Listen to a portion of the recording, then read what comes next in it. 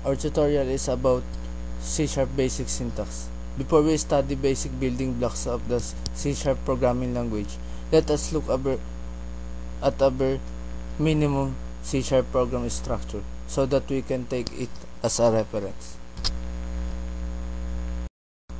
Creating my tutorial program. A C# program consists of the following parts: namespace declaration, a class methods, class attributes, a main method, statement and expression, and comments. Let us look at simple code that prints the word my tutorial. Let us look at the various parts of the given program.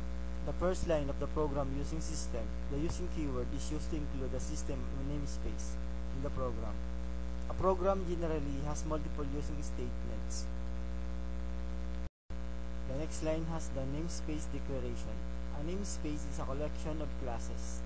The MyTutorial application namespace contains the class MyTutorial.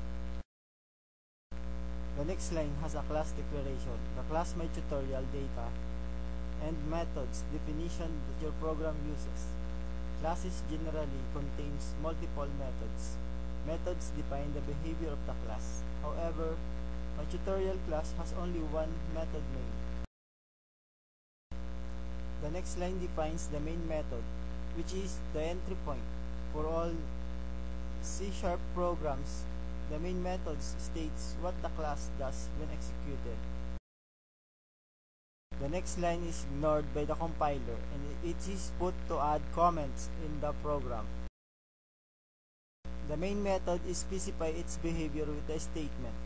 Console WriteLine, MyTutorial. WriteLine is a method of the console class defined in the system namespace. This statement causes the message MyTutorial to be displayed on the screen.